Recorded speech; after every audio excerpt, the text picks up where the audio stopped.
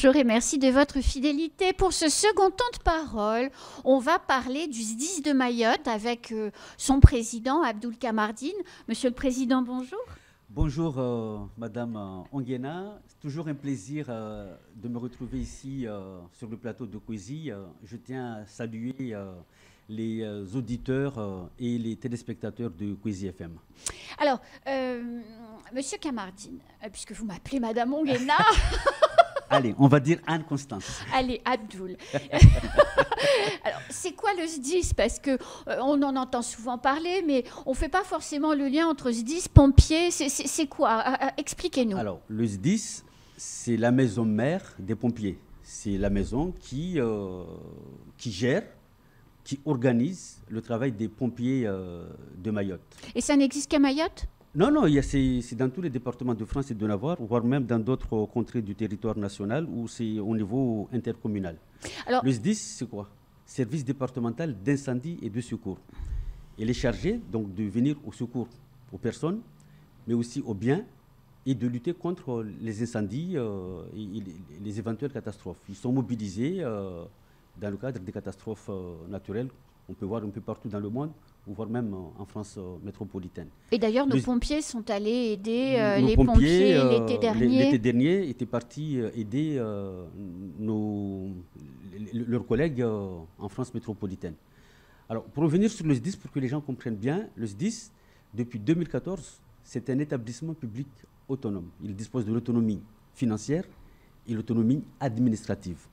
Le président du conseil départemental et juridique. Le président du conseil départemental en est le président du droit, mais il peut déléguer à toute personne de son choix. Donc il a fait le choix de me faire la confiance de diriger cette maison. Donc c'est pour ça que depuis le 7 septembre 2021, il m'a installé en qualité du président du service départemental d'incendie et de secours de Mayotte. Parce qu'il faut rappeler que vous êtes conseiller départemental de Mzamboro. Je suis conseiller départemental de Mzamboro et toutes nos fonctions qu'on tient par ailleurs dans les organismes extérieurs viennent du fait que nous sommes élus conseil départemental de Mayotte.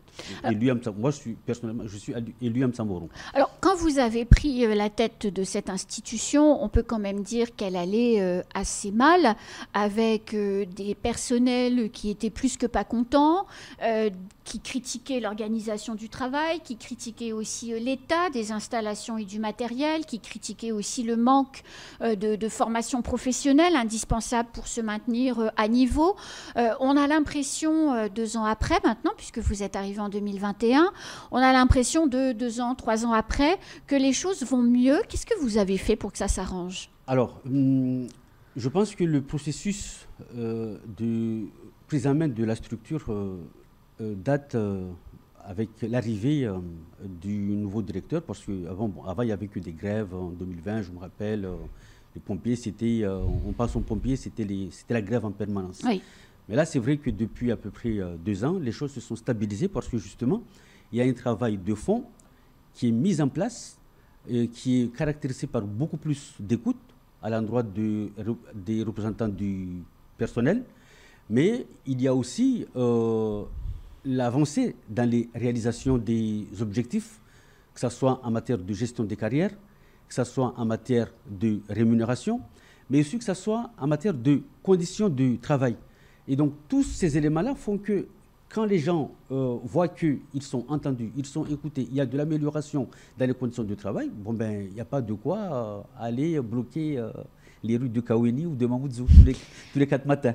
Alors, quand le ministre de l'Intérieur et des Outre-mer est venu le week-end dernier, il a inauguré avec vous et le président du conseil départemental et le maire de Pamandzi. Voilà. Et beaucoup d'autres élus aussi. Le nouvel établissement qui est le vôtre et qui se trouve à Pamandzi, dont on va voir les photos derrière. Alors, c'est quoi cette caserne? Alors, cette caserne, ça c'est la caserne dédiée aux pompiers qui sont en petit air. Donc ça veut dire les personnes qui vont porter secours aux personnes qui sont en petit air, qui sont dans le besoin. Donc c'est une caserne assez moderne. Bah oui, puisqu'elle est neuve. Elle est neuve, elle est spacieuse et elle est très fonctionnelle. Et justement, ça contribue à cette amélioration des conditions de travail des agents. Parce qu'avant, ils étaient où? Ils étaient dans des bâtiments anciens, vétustes, exigus. ce qui ne permettait pas d'être très en forme et très opérationnel. Et cette nouvelle caserne que nous avons inaugurée, financée intégralement par le conseil départemental à hauteur de 8 millions d'euros, répond au nombre des objectifs que nous nous fixons. C'est celui d'améliorer les conditions de travail en dotant les sapeurs-pompiers de Mayotte, qu'ils soient professionnels ou volontaires, des casernes modernes. Et il n'y a pas que Petit Air. Alors justement, c'est ce que j'allais vous demander. Il y a d'autres projets. Ce sont lesquels? Voilà, il y a d'autres projets qui sont en cours, notamment, je vais parler de l'école régionale. Alors je dis bien régionale, et c'est la première école régionale pour former les sapeurs-pompiers. C'est à Kahani qu'elle va se construire. Elle va se construire. Elle se construit à Kahani, c'est en cours. Et il y a la caserne de Kahani. Avant, vous avez vu, c'était des Algeco. C'était très ancien. Voilà, c'était très ancien. C'était pas très sexy, on va dire. Ah, c'est moins qu'on puisse dire. Et puis, ça pose un problème de sécurité aussi, voilà, avec des intrusions récurrentes. Voilà, il y avait des intrusions récurrentes, il se faisait caillasser, etc. Donc là, on est en train de construire un ensemble immobilier dont la totalité coûte dans les environs de 15 millions d'euros. Donc au même endroit, on aura la nouvelle caserne et l'école. On aura la nouvelle caserne et l'école. Et elle sert à quoi, cette école? Elle a une vocation régionale à former les sapeurs-pompiers. Et elle a cette vocation à faire venir les autres, à former les pompiers de toute la région. Et je dis que dans la région, il n'y a pas d'autre école que celle-là. Donc, ça veut dire que des pompiers malgaches, éventuellement... Des pompiers malgaches pourront venir ici se former. Des pompiers de la zone de l'Afrique australe pourront venir ici se former parce que justement, nous avons signé des conventions Interreg avec ces pays limitrophes. Il y a aussi Mozambique, la Tanzanie. Mozambique, Tanzanie. Il y aura des pompiers des Comores s'ils le souhaitent parce que bon, les Comores, généralement, c'est très compliqué avec eux, mais s'ils le souhaitent, ils pourront aussi être formés à Mayotte. Et je dirais même des Réunionnais, puisqu'à la Réunion, il n'y en a pas. C'est à Mayotte qu'il y a l'école régionale. Le jour où des pompiers réunionnais viennent en formation à Mayotte, ça va être incroyable. C'est une école régionale pour former les sapeurs-pompiers, comme il en existe tant d'autres en France métropolitaine. Et les sapeurs-pompiers vont se former dans ces écoles-là.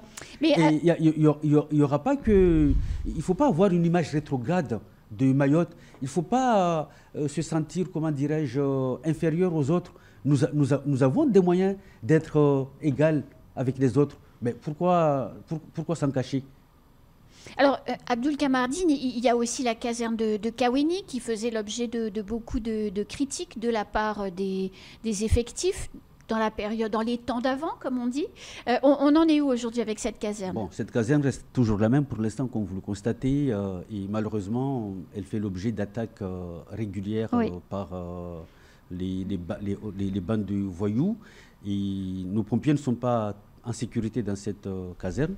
C'est pour ça qu'il est prévu un programme de sa rénovation dans les années à venir. Je pense que les études sont en cours. Une fois que le conseil départemental, parce que vous savez qu'on ne peut compter, nous, que sur le conseil départemental aura débloqué les financements, nous pourrons commencer les travaux soit fin 2024 ou début 2025. Alors oui, parce que 15 millions... Il en va de même aussi pour la caserne d'Aqua, qui est aussi une caserne avec des conteneurs qui est inadaptée aujourd'hui et qu'il faut complètement rénover. Du coup, 15 millions d'euros pour Kahani, 8 millions d'euros pour Petite Terre, ça fait beaucoup d'investissements. Et il n'y a pas que ça, il y a du matériel aussi. Il y a du matériel. Nous équipons.